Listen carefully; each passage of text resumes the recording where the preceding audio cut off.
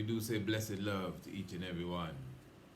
We glorify Malcolm Lidet, which is a happy and joyous and blessed Christmas, being the 7th day of January, the 7th day of such a month wherein that day is considered within the Orthodox world as the Earth Day, the born day of the Messiah, the birthday of Christ. So as the Ethiopian Orthodox tradition, the Ethiopian Orthodox Church would celebrate even at this time, again the Lidet, the blessed Lidet, the Malcolm Lidet. We definitely give thanks as within the order of the Bobo Shanti also celebrate such. Give thanks to King Emmanuel Charles Edwards and such an order as even this day, the 7th of January, is the Earth Day of King Lalibela. And King Lalibela considered Gabriel Mascal, the servant of the cross, is an individual who himself is seen in the levels of a Christ figure. They say when you go to Lalibela, you have saved your soul. When you look upon the face of Lalibela, it is as if you are looking upon the face of Christ. Even it speaks about the writings of Lalibela. In fact, we will be doing a shock of the hour, specifically speaking about that. And that will be going into when you recite the words of Lalibela, at Lalibela. Lalibela says, when you visit me here at this, Lalibela itself, the city, it is as if you have visited my birthplace in Bethlehem. It is as if you have visited the place of my crucifixion and burial at Golgotha. My burial at Golgotha, our crucifixion at Golgotha, my birth, in Bethlehem, my baptism in the Jordan. And as I said, the whole tradition aligns King Lalibela very highly with the Christ. It's just natural. Anyone that has been to Ethiopia, those of you who live in Ethiopia and understand the tradition, even if you haven't been there, just to understand the tradition, you know that the Lalibela king of the Zagwe dynasty, 900 years ago approximately, is considered a Christ figure. Although it may not be uttered like that, but that's clearly what it is. And then when he expresses himself, you get it in the same fashion as well. And what is more, he's born on the 7th of January. So everything just seems to, stand into place. So as we do give thanks, as I said, I'm Malcolm Lidet. I'm just highlighting to you one of the older maps. We've spoken about this map many times, and I'm sure many of you have seen it. And it shows you the whole ancient continent being referred to as Ethiopia, even there up to the Atlantic Ocean itself being seen as the Ethiopian Sea or the Ethiopian Ocean.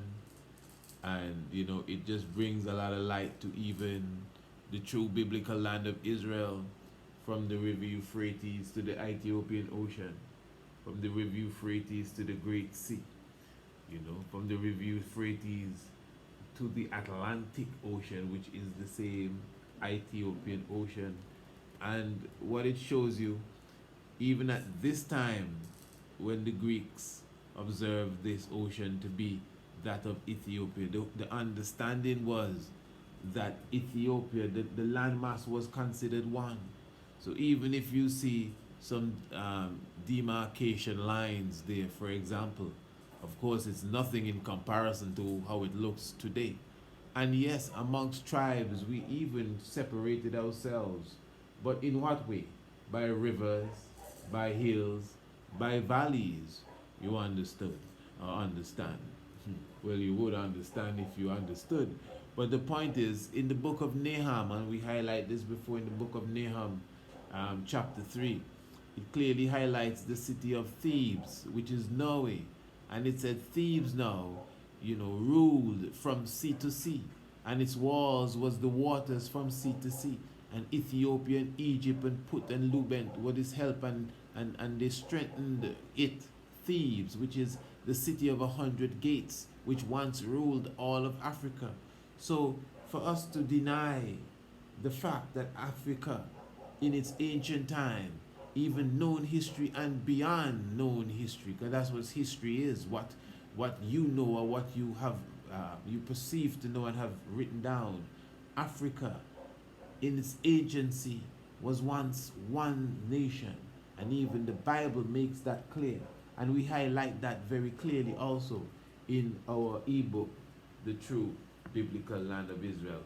And again, remember, as we're speaking of the earth day of Christ, remember that it is Ethiopia. The place is very important. Ethiopia is the place that is considered to be the birthplace of the Messiah. And at the same time, the book of Chronicles, 2 Chronicles chapter 30, chapter 33, verse 14, I think clearly highlights that when it says that the city of David was located on the west side of the river Gihon. And the river Gihon, according to the book of Genesis, is the river Nile, which is the river that encompasses the whole land of Ethiopia.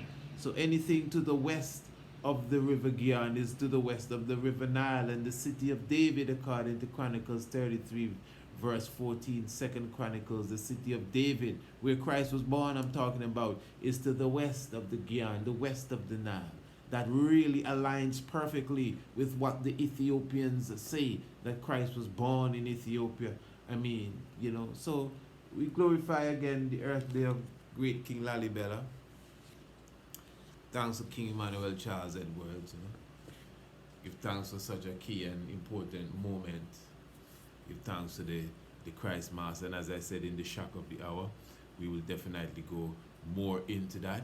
And just letting everyone know, the shock of the hour is a radio program, a recorded radio program produced by the Priest Isaac's Institute of Holistic Knowledge, that is aired every Monday, Tuesday, Wednesday, and Thursday.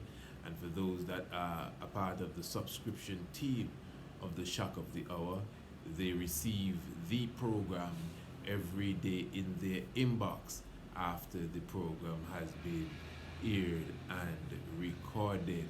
So for those who would like to be a part of the subscription team and receive the shock of the hour program, again, you have monthly subscriptions. You also have the 6-month subscription and even a yearly subscription. All you have to do is contact us via email, priestisaac27, that's PRIEST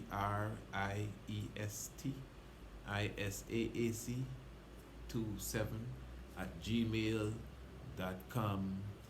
The description or the link will definitely be in the description below this video.